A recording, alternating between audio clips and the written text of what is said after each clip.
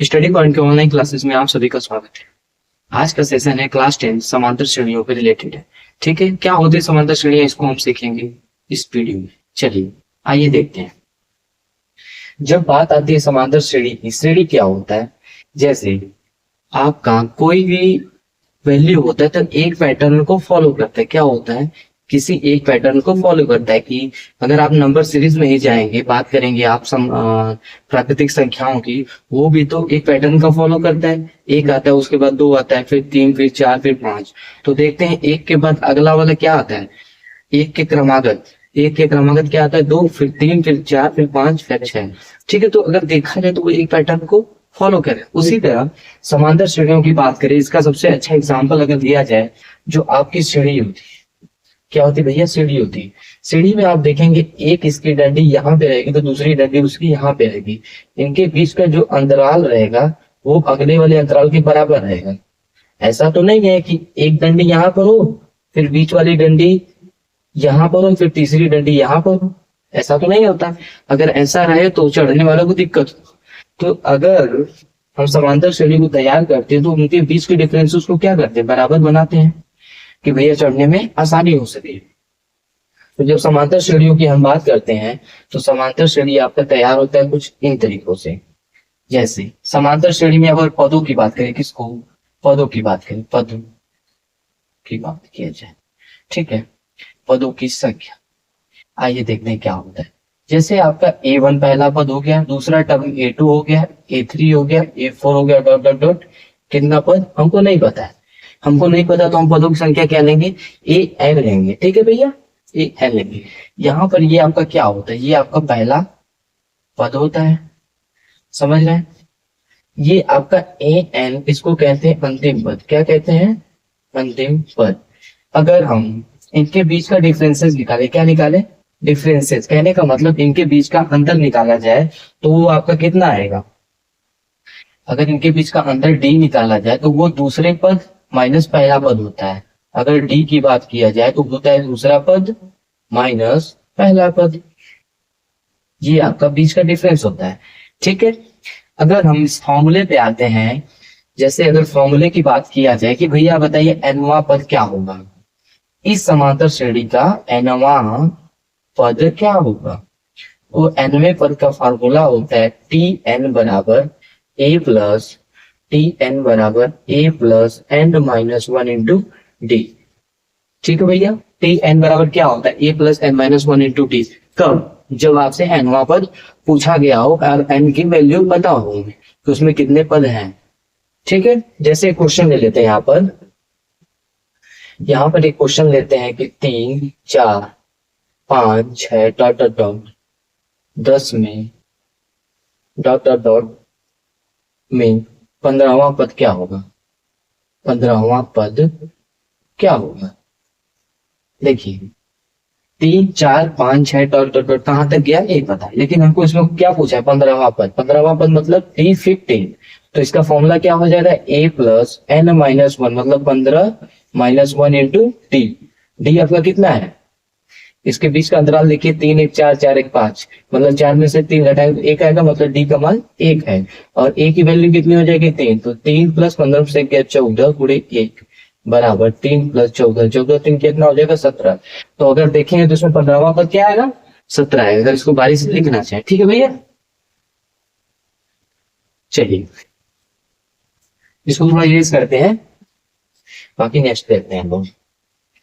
यहाँ पे थोड़ा देख लेते हैं। ये जैसे आपका nवां पद दे दिया कि Tn बराबर a plus n minus one into two, तो ये ऐसे भी दे सकता है कि जब आपको nवां मतलब लास्ट टर्म दे दे और आपको n की वैल्यू पूछे तो उसका फॉर्मूला क्या होता है, या फिर लिखेंगे जब अंतिम पद ज्ञात, क्या हो गया, जब अंतिम पद ज्ञात हो आपका।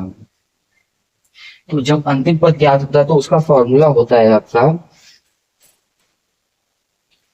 कुछ नहीं, बस हो जाता है कि एल बराबर a plus n minus one into D. ये क्या है? ये अंतिम पदों को ज्ञात करने का फॉर्मूला है। अभी हम बेसिक पे चलेंगे, ठीक है। अभी हम क्वेश्चन पे नहीं आएंगे, एनसीईआरटी के सभी क्वेश्चन को सॉल्व किया जाएगा। पहले सीख तो लें कि आखिरकार कैसे होता है, फॉर्मूला कैसे तैयार किया जाता है, ठीक है। आपका ये nवां पद हो गया, ये अंतिम पद हो गया। अब लास्ट बचा है जो आपका, वो है n पदों का योगफल। उसके बाद तुरंत हम बुक पे आएंगे, ठीक है। चलिए इसको थोड़ा इरेज करते हैं, उसके बाद आते हैं सीधे अपना। जैसे आपको एक क्वेश्चन आ गया ऐसे ही कि 4 + 6 + 8 + 10 + 12 + 14 + 16 + 18 के पदों का योगफल क्या थे, के पदों का योगफल ज्ञात कीजिए,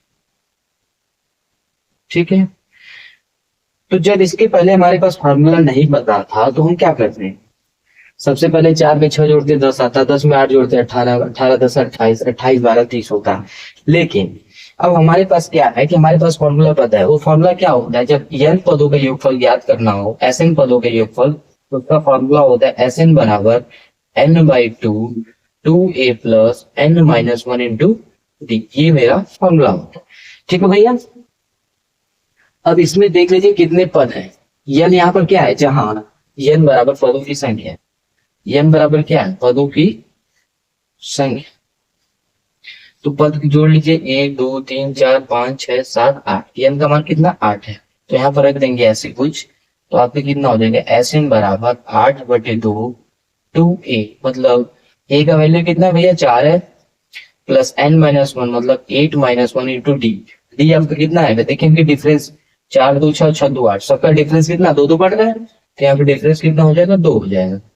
Sn बराबर, तो 8 में 2 से भाग देंगे 4, 4 गुना के 8 प्लस 8 से गया 7, 7 गुना के 14, इसको जोड़ के फिर 4 से गुणा कर दीजिए, तो 14 8 कितना हो जाएगा आपका 22 हो जाएगा। तो 4 × 22, तो Sn बराबर 88। अगर आप इन सभी पदों को जोड़ेंगे तो 88 है, उसको चेक करके देख सकते हैं यूनिट डिजिट से। 8 6 14 4 18 2 20, 20 8 28, 28 4 28 और 34, 34 4 38, मतलब यूनिट डिजिट आपका 8 मिल गया, मतलब कि आपका आंसर सही होगा, ठीक है भैया। चलिए स्क्रीनशॉट ले लीजिए जरा। तो चलिए हमने आपको nवां पद सिखाया, जब अंतिम पद ज्ञात हो उसको हमने करना सिखाया। अब हम सीखेंगे एनसीईआरटी में सॉल्व करना। आइए देखते हैं।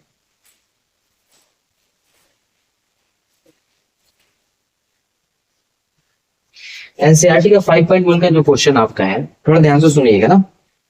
इसमें लिखा है प्रत्येक किलोमीटर के बाद, मतलब प्रत्येक किलोमीटर के बाद टैक्सी का किराया, जबकि प्रथम किलोमीटर के लिए किराया 15 रुपए है और प्रत्येक अतिरिक्त किलोमीटर के लिए किराया 8 रुपए। ऐसा श्रेणी हमको तैयार करना है। ये जो हमको स्टेटमेंट दिया है इसके हिसाब से हमें श्रेणी तैयार करना है। आइए करते हैं, आराम से सीखेंगे अच्छे से एकदम।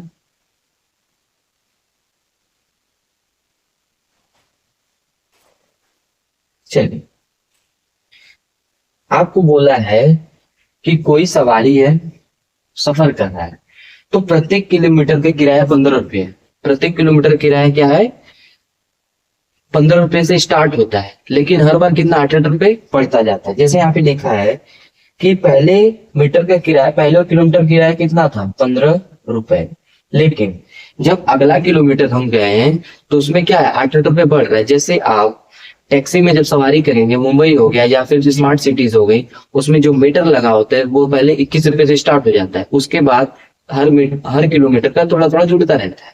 तो यहाँ पर वही कहा गया है कि पहले किलोमीटर कितना 15 रुपए है, फिर अगला किलोमीटर में 8 रुपए जुड़ रहा है, तो 15 8 कितना हो जाएगा 23 हो जाएगा, 23 8 कितना हो जाएगा 31 हो जाएगा, 31 8 हो जाएगा कितना 39। अब बताइए अगर सफर करते हैं तो ऐसे ही श्रेणी बढ़ता रहेगा आगे। जब बढ़ता रहेगा तो हमको इसमें मेन क्या देखना है। अच्छा हमें ये बताइए, जब समांतर श्रेणी होता है तो हम उसे कैसे पहचानेंगे कि समांतर श्रेणी है, गुणोत्तर श्रेणी या फिर मिश्र श्रेणी है, कैसे पता करेंगे। तो इसका सबसे बढ़िया तरीका है कि उनके बीच का अंतर देख लीजिए, सर्वांतर जिसे कहते हैं। क्या कहते हैं भैया, सर्वांतर।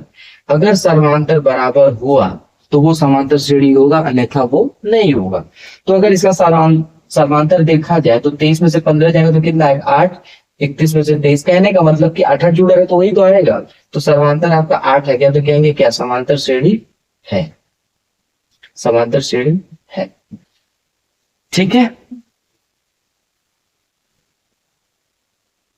चलिए बाकी अगर 5.1 में आप बात करेंगे, ऐसा कोई सवाल नहीं जिसे आप लगा नहीं सकते, सिर्फ आप इसका पहले का चौथा क्वेश्चन जो है मैं उसको बताता हूँ, ठीक है। बाकी सब सवालों को आप कर लेंगे। आप इतने सिंसियर हैं, आप हाई स्कूल में हैं, तो इतने सिंसियर हैं कि आप इन सब सवालों को लगा सकते हैं। अगर नहीं लगाते ये तो आप सबकी सबसे बड़ी गलती है ये, ठीक है, क्योंकि बच्चे नहीं रह गए हैं क्लास 10th के बाद।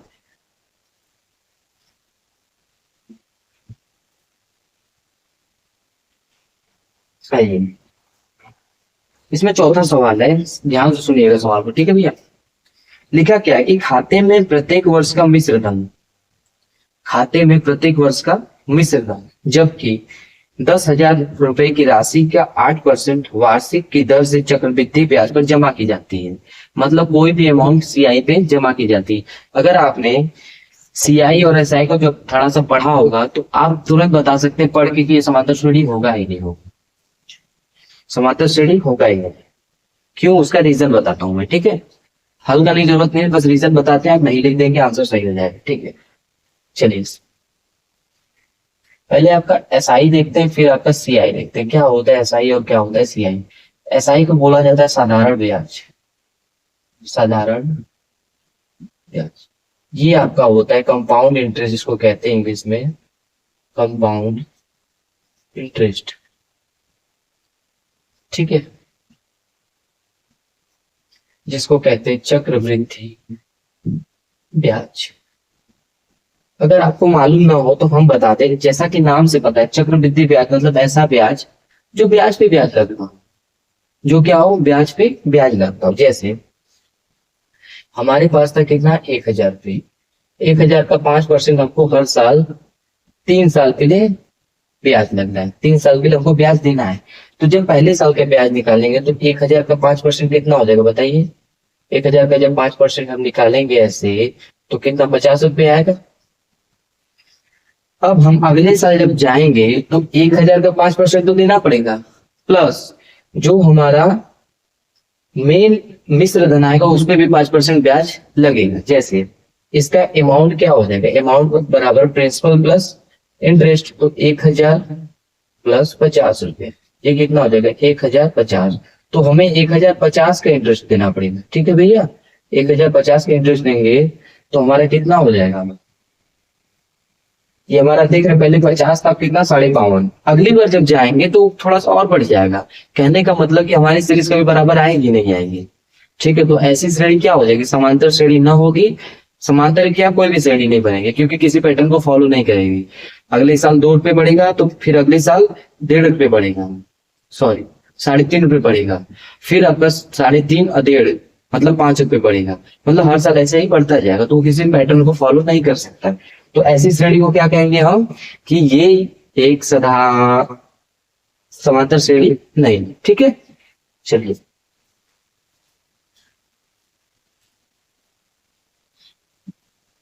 आइए,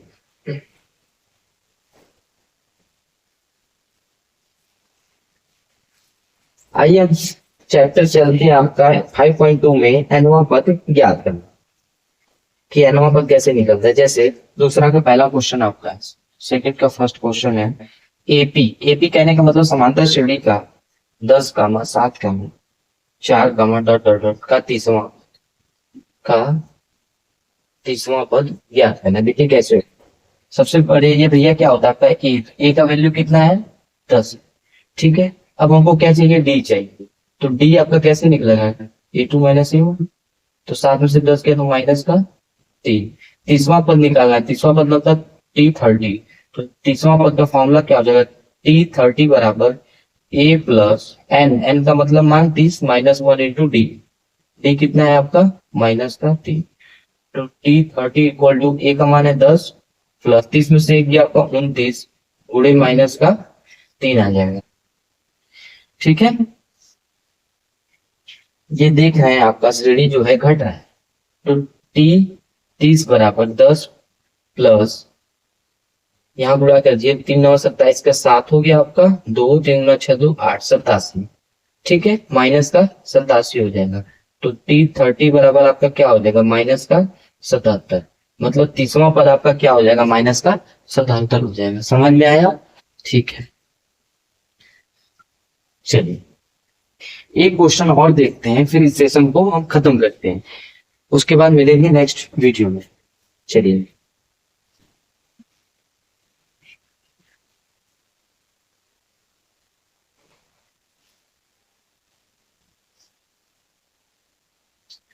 चलिए इसका दूसरा क्वेश्चन देख लेते हैं। जैसे आपका दिया है AP -3 माइनस A/2 दो डॉट डॉट का 11वां पद निकालना है। का 11वां पद ज्ञात कीजिए। देखिए कैसे होगा, गर्मी तो बहुत ज्यादा है।